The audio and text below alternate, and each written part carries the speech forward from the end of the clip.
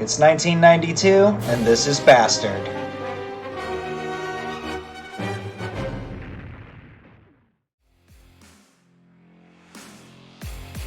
Bastard is a wildly successful manga utilizing a shonen-level narrative about an immortal wizard wrapped in a seinen-level depiction of violence, alongside apparent Dungeons & Dragons and heavy metal influences. Despite its dark fantasy, post-apocalyptic setting though, it's a light experience with ample comedy and reconciliation cutting through and effectively dominating the darker themes at play.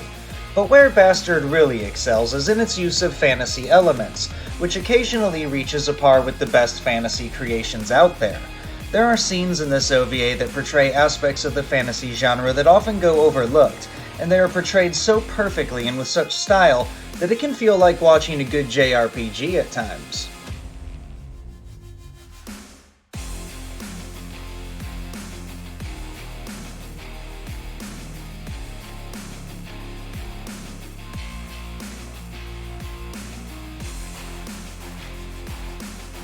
400 years after the Lord of Destruction destroyed civilization, the four Lords of Havoc are breaking the seals of each of the four major kingdoms in order to bring about the resurrection of the Lord of Destruction, in hopes of once again bringing the world to ruin. In response, the Kingdom of Metarakana opts for its last resort, and the mighty wizard Darkschneider is awoken in hopes that he can defeat the four Lords of Havoc and prevent their resurrecting the Lord of Destruction.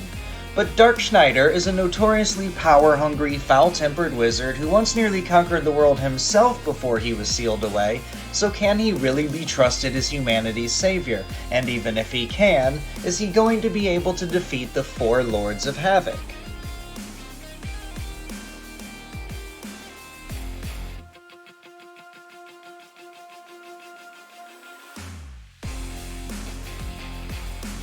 This OVA positions itself to be the love child of a divine ménage à trois between Dungeons & Dragons, heavy metal, and anime, but while Bastard indeed has rock or metal influences, they shouldn't be too overhyped as they're mostly tributary, with cities, spells, and character names sometimes referencing rock bands or rock songs, which is great, but even the soundtrack is mostly orchestral and I think utterly devoid of metal. Like any dark fantasy of the 90s, it abounds with blood, battle, and over-the-top sexual innuendo, but Bastard adds ample parody to all of that, and in Darkschneider, it boasts a charismatic enough lead to easily pull you through 6 half-hour episodes of some impressively kick-ass fantasy fun. So the next time you get the dark fantasy itch, consider checking out Bastard.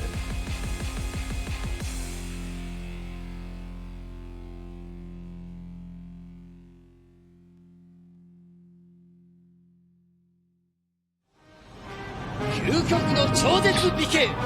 主人公ダークシュナイダー鋼鉄の不死身大火山大噴火的嵐を呼んで今